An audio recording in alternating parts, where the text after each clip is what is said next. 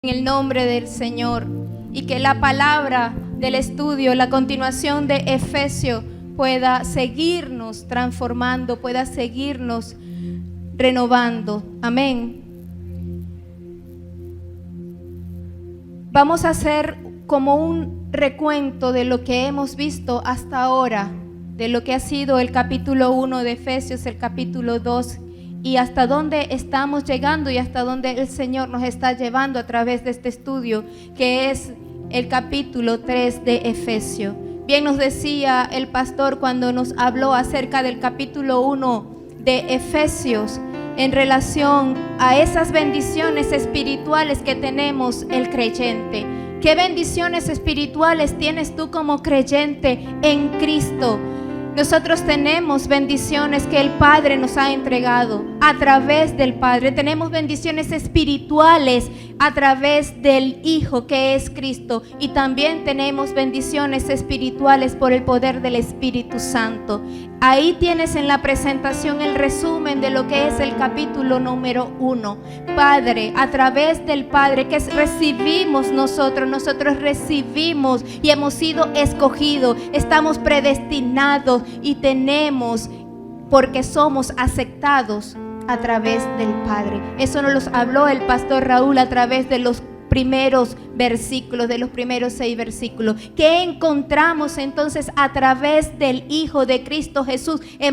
Tenemos esa redención, tenemos esa predestinación, tenemos en que somos y se nos ha revelado y recibimos esa herencia, y a través del poder del Espíritu Santo, de la persona que mora en nosotros, porque somos templo y morada, estamos sellados y tenemos esa garantía, sellados para que para toda buena obra. Y ahí encontramos en el capítulo 1 la primera oración que Pablo eleva. En el capítulo 2 que nos entregó el amado Adrián, encontramos entonces cómo Pablo nos habla acerca de esas bendiciones espirituales, pero esa condición natural que nosotros tenemos como hombres, y que tenemos delante de Dios, como estábamos muertos y pasamos a tener vida en el Señor, porque Él nos salvó, y nos salvó por gracia, no nos salvó por lo que tú y yo somos, por los títulos, por las capacidades, por el abolengo, por el apellido, por la raza, por la etnia. No, Él nos salvó porque nos amó,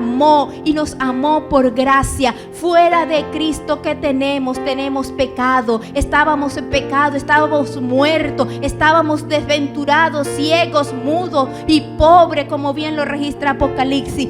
En Cristo, a través de Cristo, que hemos encontrado la salvación, y en Cristo estamos santificados. Es lo que estamos viviendo ahora, porque lo que el Señor perfeccionó nos va a ir perfeccionando hasta llegar a su gloria. Disfrutamos, pero tendremos cara a cara. ¿Cuántos quieren estar cara a cara con el Señor? Amén, gloria a Dios. Entonces, para este estudio de hoy, para Efesios capítulo 3, yo lo he estructurado de esta manera. En los versículos, los primeros 13 versículos, del 1 al 13, nos vamos a encontrar el ministerio de Pablo. ¿A quién? A los gentiles. A partir del versículo 14 hasta el 19, Pablo va a hacer la segunda oración. Recuerda que Pablo oró por primera vez en el capítulo 1. Y finalmente nos vamos a encontrar con una doxología, que es los 2 últimos versículos, del 20 al 22. Esa doxología es una exaltación, un cántico. Es por eso, amada iglesia, que toda oración inicia con una exaltación, una gloria a Dios, una gloria al Padre por medio de nuestro Señor Jesucristo. Pero toda oración también debe de terminar con esa exaltación, con ese cántico, con esa alabanza a quien le pertenece la honra y la gloria. Amén. ¿Estás preparado? Ajusta tu cinturón porque vamos a despegar. Amén. Entonces, el primer versículo, toma tu Biblia y abre. El versículo 1 dice: por esta causa, yo, Pablo, prisionero de Cristo Jesús, por vosotros los gentiles. Hay una versión que dice por amor a los gentiles. Nos encontramos por esta causa. si preguntamos cuál es la causa, Pablo. En el capítulo 1, a partir del versículo 14 o 15, Pablo nos está diciendo nuevamente por esta causa. La causa es el evangelio de la salvación. Es la salvación que recibimos por gracia, por lo que Cristo hizo por nosotros, a través de que Cristo vino a la tierra. Cristo fue crucificado, Cristo murió, Cristo resucitó. Y a través de lo que Cristo hizo en la cruz, nosotros hemos recibido que la salvación. Esa es la causa y por la cual toda la epístola de Efesios que escribe Pablo, él va a destacar es la salvación y la gracia. Mis amados, si toda la escritura es útil, es importante, nos ayuda a crecer, nos ayuda a redarguirnos, pero si quitaran por algún momento la epístola de los Efesios, no supiéramos lo que es la salvación, no supiéramos lo que es la gracia. Los 3 primeros capítulos de Efesios son indicativos, son las indicaciones que nosotros como creyentes tomamos y tenemos. Es como ir al médico y ahí están las indicaciones. Y a partir del capítulo 4, 5 y 6 están los imperativos, están los mandatos, está lo que el Señor nos ordena. Entonces esa es la causa. Por esta causa, Pablo, por el evangelio, por el amor ¿a quién? Al evangelio de la salvación. ¿Cómo se encuentra Pablo? Dice prisionero. En el capítulo 1, versículo 1, dice Pablo, apóstol de Jesucristo. Pero ahora, ¿cómo se está calificando? ¿Cómo se está describiendo Pablo? Como un prisionero de Cristo. Literalmente estaba prisionero. Pablo estaba preso en Roma. Así que permíteme ponerte en el contexto que puedes encontrar en el libro de Hechos, en el capítulo 21 a 25. Te recomiendo y te sugiero que lo comiences a leer todo, el libro de Hechos de los Apóstoles, pero vas a encontrar por qué Pablo se encuentra preso. Pablo llega a Jerusalén y en Jerusalén lo recibe Jacobo y lo reciben los ancianos de la iglesia. ¿Sabes cómo lo reciben? No lo reciben con queja, no lo reciben con murmuración, no lo reciben sino es con gozo. Y esa es la actitud del hermano, de la hermana, que cuando viene un apóstol, que cuando viene un pastor, que cuando viene un predicador a la casa del Señor, ¿cómo lo debemos de recibir? Con gozo. Esa era la actitud de la iglesia de aquellos tiempos cuando Pablo llega a Jerusalén. Y lo reciben con gozo y le dicen: sabes, Pablo, los judíos de Asia están molestos, están airados por lo que tú estás enseñando. Pablo enseñaba que la ley, y Pablo era judío, que la ley no podía salvar a nadie, ni la circuncisión, si no era por salvación, era por gracia. Y entonces cuando estos judíos comienzan a ver, los judíos de Asia en su mayoría, que Pablo andaba con gentiles, recuerda que los judíos y los gentiles no se trataban. Para ellos era escoria, los gentiles para los judíos eran escoria, los desechaban, no estaban con ellos, ni siquiera se les acercaban. Entonces, cuando ellos se enteran de que Pablo anda con unos gentiles, en especial Trófimo y otros hermanos, para que se purificaran, Pablo los lleva hasta el templo y ellos empiezan entonces, los judíos, a especular, empiezan a querer apresarlo para asesinarlo. Y cuando van llegado a una especie de una grada, Pablo pide hablar y le conceden que hable. Y él le habla en hebreo y le dicen: este habla hebreo también, porque recuerda que ellos hablaban en griego. Y se les dirige y le comienza a contar cómo él tuvo el encuentro con el Señor Jesucristo. Porque ¿quién era Pablo? ¿Recuerdas el pasado de Pablo? Pablo era un perseguidor de los cristianos. Pablo era un asesino. Pablo fue uno de los que intervino y solicitó cartas para destruir, para asesinar a los cristianos, entre ellos a Esteban. Él participó de eso.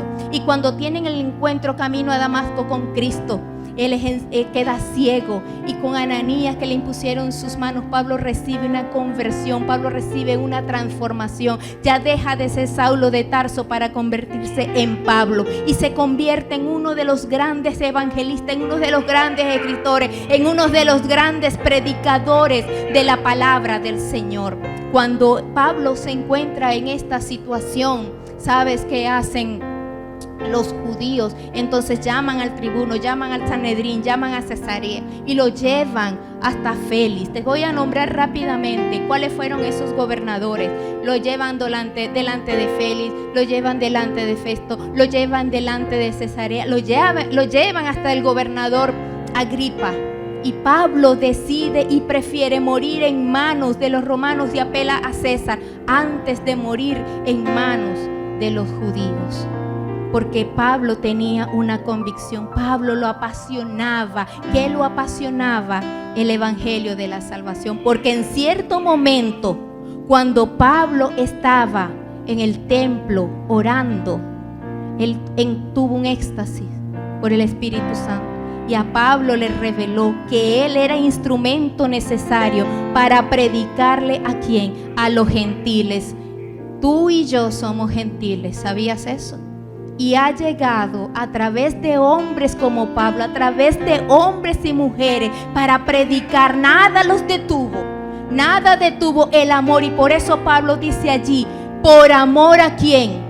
Él no era prisionero de Cesarea, él no era prisionero de Félix, él no era prisionero de Roma, él era prisionero ¿de quién? De Cristo, por quien por amor a llevar y anunciar el evangelio que tú y yo ahora nos ha hecho libres y nos ha otorgado la vida eterna. Gloria a Dios. Y por eso Pablo no se consideraba prisionero de Roma. ¿Cuáles eran las circunstancias entonces de Pablo? Estaba preso. Estaba quizás dentro de esa cárcel abatido. Quizás, amado hermano, yo desconozco la situación, la circunstancia en la cual tú te encuentras. Pero sabes, ninguna circunstancia, ninguna situación puede detenerte. Tú no dependes de las circunstancias, tú no dependes de la situación, tú no dependes del problema, tú no dependes de la economía, tú no dependes de la enfermedad. Las circunstancias a ti no te pueden controlar. ¿Qué me quiere decir, hermana? Si las circunstancias son buenas, entonces tú te encuentras bien. Pero si las circunstancias son malas, tú te encuentras miserable. Pablo, aún prisionero, aún encarcelado, Pablo no dejó ni que las circunstancias ni que la situación le detuvieran para llevar ¿qué? El evangelio, ser ese instrumento por el cual el Señor lo estaba usando. Amén. Así que Pablo no se enfocó en su problema. Pablo tenía una perspectiva divina. Y ahí te invito, mi amado, para que esta noche tú te enfoques en una perspectiva divina, para que tú le digas al problema, a la circunstancia y a la situación: sabes que yo tengo un Dios que es grande, que es todopoderoso, que es el Jehová, el Rey de Reyes, el guerrero, el que va delante de mí como poderoso gigante. Amén. Y por eso esa palabra que está allí en la presentación, tómate, apropiate de esa palabra, porque aunque estemos en prueba, aunque estemos en circunstancias, aunque estemos en situaciones, sabemos que la prueba de nuestra fe, que va a producir paciencia. Pablo andaba por fe, Pablo no andaba por vista, porque a los que aman a Dios, todas las cosas nos ayudan a bien. Y esto es porque conforme al propósito por el cual tú has sido llamado. Dile al que tienes a tu lado: tienes un propósito. Díselo con ánimo, díselo con fe, creyendo: tienes un propósito. ¿Y sabes por qué quiero que se lo digas? Porque hay situaciones, hay circunstancias que te van a detener. Y vas a olvidar el plan y el propósito que Dios tiene contigo, por el cual Dios te ha llamado. Pablo, en medio de esa prisión, en medio de esa circunstancia, no se detuvo a escribir para dar a conocer lo que el Señor le había llamado. Amén. Ahora, vamos al versículo 2 y 13. Del 2 al 13. Quiero que tomes tu Biblia allí. Porque mira, así lo estructuré para que tengas una mejor idea de lo que nos recoge el versículo del 2 al 13. A eso se le llama paréntesis. Hay un paréntesis del versículo 2 al 13. ¿Por qué? Porque la continuidad de lo que Pablo había dicho en el versículo 1 continúa, es en el versículo 14. El versículo 1 inicia por esta causa y se conecta nuevamente en el versículo 14 por esta causa, donde Pablo empieza entonces a narrar y a describir cuál es realmente la causa. Pero hay un misterio que Pablo quiere volverles a recordar. Mira cómo dice el versículo 2.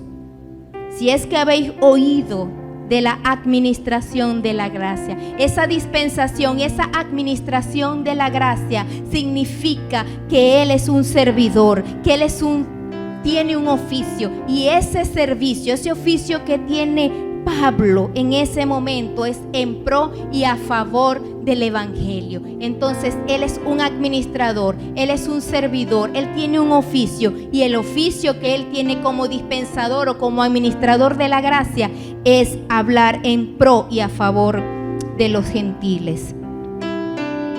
Y esa gracia le fue otorgada a Pablo por amor a nosotros. Entonces, quisiera que pasaran la otra presentación, hermanos, y me regresaran nuevamente a la oración, Muy bien, mira lo que aparece allí, para que tengan más o menos una idea rápida de cómo hay 4 observaciones que van a estar estructuradas desde el versículo 2 hasta el versículo 13. Entonces, esas son las observaciones en las cuales yo quiero que tengas una idea. En lo primero es: Dios ha revelado un misterio. Es el misterio de Pablo. Pablo se identifica posteriormente como un apóstol para los gentiles. La revelación para ser lo que va a ser revelado para ser proclamado. Y finalmente este mensaje es para todo el mundo. Entonces, en esos versículos del 2 al 13 vamos a encontrar estas observaciones. ¿Puedes regresar la presentación, por favor? Amén. Entonces el versículo 3, que por revelación me fue declarado el misterio. El misterio no había sido revelado. En el Antiguo Testamento habían indicios del plan de Dios para con los gentiles, pero esos detalles, esa descripción de cómo iba a ser, era lo que aún no había sido dado a conocer o no había sido revelado. En el Antiguo Testamento se revela claramente que la nación judía, que el pueblo judío, te estoy hablando acá como estado teocrático, la nación judía iba a llegar a su fin y sería reemplazada. El pueblo judío iba a llegar a su fin, pero este pueblo judío también iba a ser reemplazado. ¿Por quién iba a ser reemplazado? Por una nueva comunidad internacional. Esa nueva comunidad internacional es la iglesia. Amén. Entonces, cuando el Señor revela esta nueva comunidad internacional, es porque esta nueva comunidad está integrada, está conformada. Hay un nuevo pueblo, y ese nuevo pueblo que está conformado por judíos y por gentiles. No hay división. La pared que nos dividía fue quitada por el sacrificio de Cristo. No hay raza, no hay etnia, no hay color, no hay abolengo, no hay rico, no hay pobre, no hay alto, no hay bajo, no hay gordo, no hay flaco, no hay judío ni gentiles. Si nada nos excluyó, nosotros tampoco, amada iglesia, podemos hacer exclusiones. El Señor quiere incluir, el Señor agrega, el Señor suma para su llamado y para su ministerio. Amén. Porque mira, por miles de años la salvación solamente era entregada o era para un grupo exclusivo. ¿Quiénes eran ese grupo? Los judíos. Para ellos, porque había sido una promesa que se le había entregado tanto a Abraham, a Jacob, a Isaac y a sus descendientes. Pero cuando Cristo vino a la tierra, y en obediencia, porque Cristo fue obediente por la crucifixión, por la muerte, por la resurrección, entonces Él cargó con nuestros pecados, y Él cargó con ese pecado que nos tenía condenados a nosotros. Y cuando Jesucristo carga con este pecado, entonces derriba esa pared de división y se convierte en una sola nación, en un solo pueblo, y el pueblo es la iglesia. Eso somos tú y yo. Amén. Y por eso somos coherederos de esta promesa que el Señor compartió y que el Señor le había entregado a Abraham. Amén. El versículo 5 dice: un misterio que en otras generaciones no se dio a conocer, no se había dado a conocer en el Antiguo Testamento. Y este misterio no se había dado a conocer a los hijos de los hombres, como ahora es revelado a sus santos, como ahora tú y yo lo conocemos. En el versículo 6 es donde está el misterio. ¿Cuál es el misterio que Pablo le apasiona? ¿Cuál es el misterio por el cual Pablo está tan entregado? ¿Cuál es el misterio por el cual Pablo fue prisionero? Que los gentiles son coherederos, dice el versículo 6. ¿Y qué más somos? ¿Lo estás viendo allí?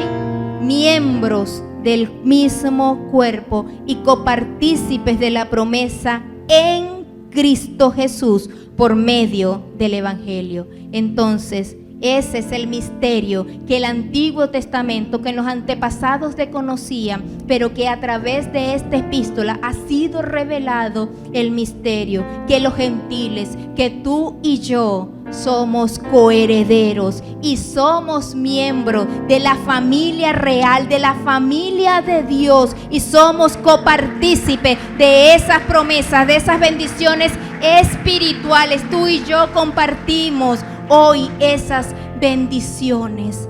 Aleluya. La pregunta sería: ¿qué hacer con ellas? ¿Qué hacemos con esas bendiciones? ¿Qué hacemos cuando conocemos que es por Cristo, en Cristo, que nosotros tenemos una herencia, que somos coherederos?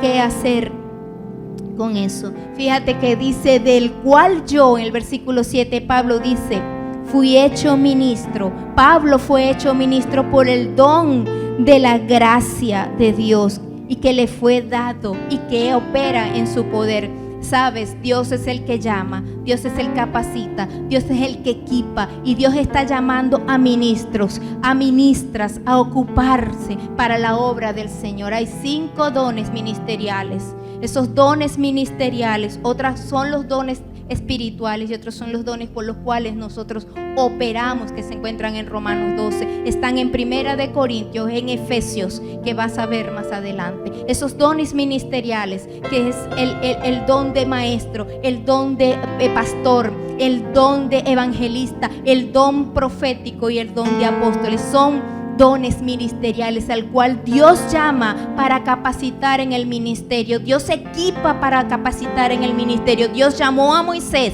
Dios llamó a Jeremías, Dios llamó a David, y aun cuando a David no lo habían, sino que hasta su mismo papá lo escondía, no tengo más, Dios lo llamó, Dios lo preparó, Dios lo equipó. Amado, amada, que te encuentras esta noche en este lugar, Dios te ha llamado a ocupar un ministerio. Y eso lo has sentido tú en tu corazón, y eso burbujea en tu corazón, y la iglesia respalda tu llamado, porque tú no te has quedado dormido delante de tu llamado. Tu llamado te tiene que apasionar, tu llamado te tiene que ser entregado, y para ello te invito a que puedas ver esa posición que tuvo el apóstol Pablo, que en medio de una prisión y que en medio de una circunstancia, él entendió que él había sido llamado con un plan y con un propósito. Dios es el que llama a sus ministros al ministerio. Dios llama por el poder de su gracia a equipar un ministerio. Dios equipa con el poder al ministro en el ministerio. Y Pablo se concedió la gracia de este evangelio. Amén.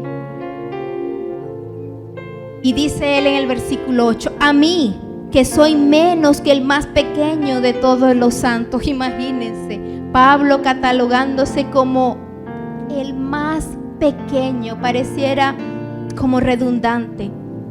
Este que había escrito más de 27 cartas en el Nuevo Testamento. Este que él fue el que más usó el poder del Espíritu Santo. Este hombre, como lo registra el libro de Hechos de los Apóstoles, Pablo es uno de los hombres que yo admiro de la palabra. Y él se consideraba como el menos, como el más pequeño de todos los escogidos. Y esto no se trata de una falsa humildad, porque si ves el pasado de Pablo, Pablo era un perseguidor. Pablo fue uno de los que solicitó cartas para ir en contra de los discípulos, de los cristianos, y participó, como te dije, en el asesinato de Esteban. Tú estás llamado, el Señor te está equipando, pero ¿sabes quién te viene a recordar para que te detengas, para que te enfríes, para que te abatas? El enemigo, para recordarte tu pasado. Pero tú tienes el poder del Espíritu Santo para callarle la boca al enemigo y decirle: no tengo pasado, tengo un presente y estoy encaminado hacia un futuro en el nombre de Jesús. Y considerarte así como Pablo, como un instrumento para la obra del Señor. Amén. Y a él le fue dada esa gracia. Quiero que te fijes en el versículo 8. Me fue dada esta gracia. ¿Qué gracia y para qué, Pablo? Si le preguntamos a la palabra, ahí dice de anunciar y de, ¿qué más dice? De anunciar entre los gentiles el evangelio de las inescrutables riquezas de Cristo. Y el 9 dice, y de aclarar. Hay dos verbos, de anunciar. Nosotros estamos llamados para anunciar el evangelio a aquellos que no conocen aún la palabra del Señor, y a los que conocen la palabra del Señor, irles aclarando, irles instruyendo, irles enseñando. Y por eso estos estudios de la palabra del Señor que ahora se están entregando en nuestra iglesia los días martes, no te los pierdas. ¿Por qué? Porque a ti ya te fue anunciado el evangelio, porque tú no lo conocías, tú no conocías a Cristo, tú no sentías ese amor y esa pasión por Cristo, pero ahora es el momento de que la palabra en ti sea aclarada para poderla comprender, para poderla entender. Amén. Entonces esos dos verbos están allí, anunciar y aclarar, no van separadas. A toda la dispensación del misterio escondido. ¿Qué misterio? Que nosotros en el Señor, tenemos esa potestad, que nosotros en el Señor tenemos ese poder. Y mira el versículo 10. Para que la multiforme gracia de Dios, la multiforme sabiduría de Dios sea dada ahora a reconocer. Cuando antes de que iniciáramos, no sé si te fijaste, es una presentación de un pintor que estaba allí y él estaba pintando. Si pudiste observar, este pintor utilizó en el lienzo diversos colores. Imagínate que te encuentras entonces en un museo y en ese museo están siendo expuestas diversas pinturas famosas, y cada pintura tú la observas y cada pintura tiene una técnica, tiene una textura, tiene diversos colores. Eso es lo que significa esta palabra de la multiforme sabiduría. Es como la túnica de José, hay colores variados, hay una gama de colores en la cual tú y yo, cuando entramos a disfrutar de la sabiduría de Dios, es como que si entraras a un museo y de bellas artes o de artes, de exposiciones, y empezaras a detallar cada obra y esa sabiduría de Dios impregnada allí. A esa obra de arte, a ese museo con la multiforme sabiduría de Dios, es que el Señor a nosotros nos ha invitado y ha escogido. ¿A quién? Ahí lo dice. A la iglesia. Esa multiforme sabiduría de Dios ahora es dada a conocer, y el medio para darla a conocer es la iglesia. ¿A quiénes? A los principados y potestades en los lugares celestiales, sean los ángeles que se encuentran delante de Dios como los ángeles caídos. A ellos y a nosotros nos corresponde dar a conocer esa multiforme, esa colorida sabiduría del Señor, donde nosotros podamos quedar impregnados e impactados de la sabiduría de nuestro Señor, conforme a un propósito eterno. Hay un propósito, hay un plan de Dios para con nosotros, en quien nosotros tenemos en Cristo esa seguridad, esa confianza, por medio de que nosotros estamos en Cristo. Nosotros nos podemos acercar con confianza, nosotros nos podemos estar seguros y abrazados, pero hay una condición: es por medio de la fe que ponemos en ¿quién? En Cristo. Si tú tienes un Cristo que no es el que yo tengo y que no es el que dice la palabra, que es poderoso, que es grande, que es un gigante, entonces ese no es el Mesías, ese no es el ungido, ese no es el enviado, porque el Cristo, el que fue a la cruz, el que venció a la muerte, es todopoderoso, es gigante en batalla, es el que puede detener todo aquello, toda adversidad, pero la iglesia no será detenida. Amén. Y Pablo cierra este episodio hasta el versículo 13 y dice: por lo cual pido que no desmayen. Pablo se encontraba prisionero y le dice a los hermanos en Éfeso acerca de su circunstancia y acerca de su situación: no desmayen. Muchas veces nos abatimos, muchas veces vienen las situaciones, muchas veces viene la tristeza. Yo me encontraba en una situación cuando me fue diagnosticado en la semana pasada, una situación en el riñón. Me encontraba abatida, me encontraba triste, aparte de que me encontraba muy sonolienta con las cantidades de medicamentos que me han colocado y todavía estoy recibiendo.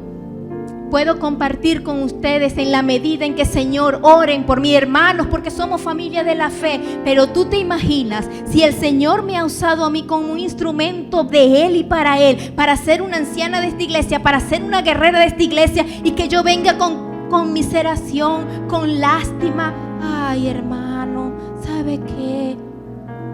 ¿Será que te vas a desmayar? ¿Será que te vas a abatir? ¿Será que te vas a sentir pobrecito de yo? Se trata de que compartas tu situación, pero no para que recibas lástima, no para que te desmayes. Pablo, eso era lo que quería, que ellos no se desmayaran, que ellos no se desanimaran, sino que por el contrario, por causa de esas tribulaciones, ellos no perdieran la fe en Cristo. Amén. El versículo 14, siguiente, mi amada, y la que sigue. El versículo 14, nos volvemos a conectar cuando nos dice: por esta causa, Pablo ora otra vez por los efesios. Y entonces dice aquí, fíjate: doblo mis rodillas. Doblo mis rodillas. La Biblia no nos dice ni nos ordena cuál es la actitud para la oración. No nos manda o a estar de pie o a estar de rodillas, porque los judíos oraban era de pie. Lo que es la intención es el corazón. Tú puedes estar de pie en medio de la presencia del Señor, y por eso invitamos siempre a este altar a pasar. Y tú puedes, como el Señor lo ha colocado en tu corazón, doblar rodillas o estar de pie. Lo importante es cómo está tu corazón. Y Pablo, con esto, lo que quería afianzar era una reverencia y un temor piadoso. Cuando estés en la presencia del Señor, cuando estés orando en la presencia del Señor, puedas sentir ese temor y esa reverencia piadosa delante de quien tú te encuentras, delante de quien tú estás elevando tu oración. Y él dice: ante el Padre de nuestro Señor Jesucristo. Pablo se encontraba con una actitud de reverencia y de temor. ¿Ante quién? Ante el Padre. Sabías que para decirle Padre a Dios no se podía, pero Pablo lo califica, le dice al Padre. ¿Por qué? Porque nosotros tuvimos acceso al Padre por medio de lo que hizo Jesucristo, el Hijo. Y si el Hijo, que es Cristo, su Padre es Dios, nosotros somos incrustados en la vid verdadera que es Cristo, y Dios Todopoderoso ahora se convierte en nuestro Padre, y por eso delante de Él nosotros tenemos esa reverencia de quien toma nombre toda la familia en los cielos y en la tierra. El nombre de Padre en Cristo nos hemos convertido en una sola familia, que es la familia de la fe. Muchas veces son las distinciones, muchas veces son las denominaciones, muchas veces son las normas, muchas veces son las reglas. Pablo bien lo dice en Colosenses, en Él estamos completos. Somos nosotros los que hemos puesto normas, somos nosotros los que hemos puesto reglas, somos nosotros los que hemos puesto denominaciones, y eso nos va apartando, pero somos un solo pueblo, una sola familia. Y por eso uno de estos eslogans de nuestra iglesia es que somos una familia. Dilo con convicción, somos una familia. Amén. ¿Y para qué Pablo está doblando rodillas? ¿Para qué Pablo está orando? Mira lo que dice el versículo 16. Para que nos entregue conforme a las riquezas de su gloria. ¿Qué? Primero, el ser fortalecidos en nuestro espíritu. Entonces Pablo está haciendo una petición general y después va a ser una petición particular. La petición general que él está haciendo es para que seamos fortalecidos en el espíritu. En la epístola que él escribe a los Romanos, el capítulo 12 también lo dice. Cuando nuestro hombre interior está siendo fortalecido, nos está controlando por medio del espíritu. Sabes, amado y amada, nuestra carne no nos domina, nuestras emociones no nos dominan. Hay muchas personas que han dejado de congregarse, de ir a una iglesia, por cómo lo trató, cómo lo vio, cómo le habló el hermano o la hermana. Yo a eso le llamo carne. Entonces toma un tiempo y di: Señor, sujeta mi carne, que el hombre interior, que el poder del Espíritu Santo sujete mi alma, porque cuando el hombre interior es fortalecido, cuando el hombre interior es transformado, la naturaleza interna brota. Eso se le llama metanoia, y hay una transformación. Pasas de ser ese hombre carnal, pasas de ser esa mujer carnal a ser una mujer espiritual, donde las emociones se sujetan. ¿Y sabes quién no tiene cabida en un hombre interior fortalecido, en una mujer con el poder de su Espíritu Santo que lo controla y que le da dominio propio? El pecado no tiene entrada, el pecado no tiene cabida. ¿Sabes por qué? Porque está lleno de la presencia del Espíritu Santo de Dios. Amén. Bríndale un fuerte aplauso a nuestro Señor.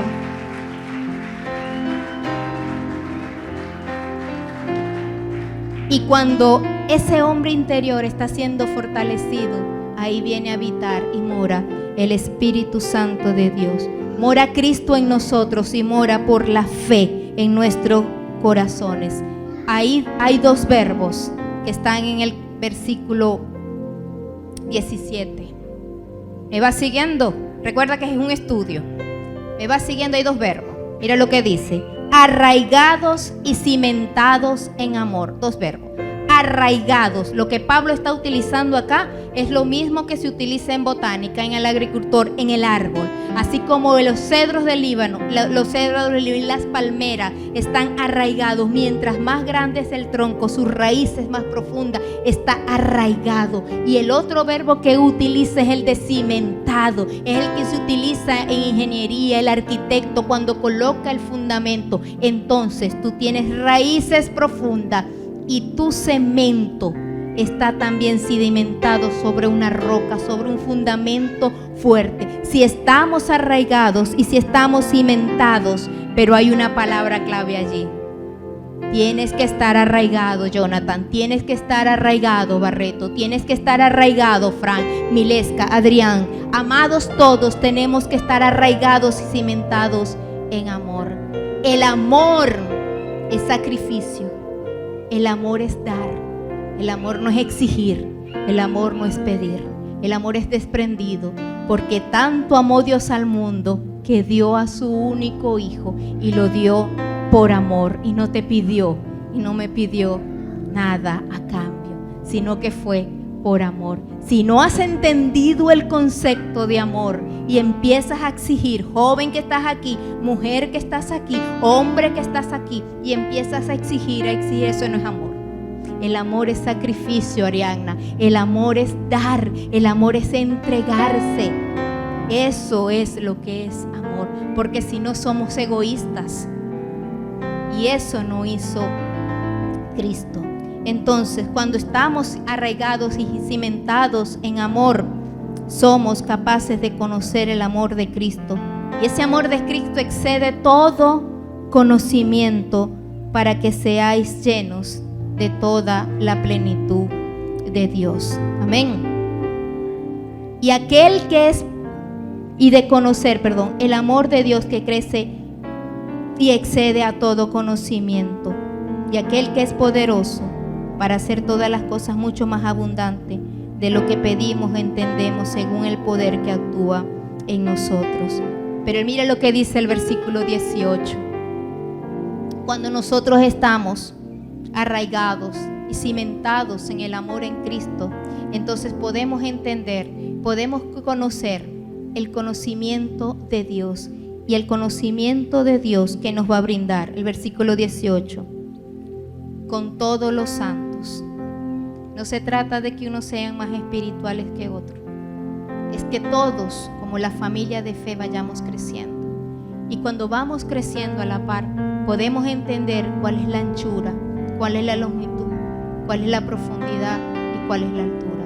Cuál es la anchura, como para abrazar personas, como para que puedas abrazar a esa persona que está tan necesitada, y por eso los anchos, los brazos de nuestro Padre, para abrazarnos con amor, para abrazar a toda lengua, para abrazar a toda tribu, para abrazar a toda nación, para abrazar a toda raza, para abrazar a toda etnia, para abrazar a todo color, para abrazarnos. Eso es la anchura, cuando tú abres los brazos para abrazar a tu hermano y a tu hermana.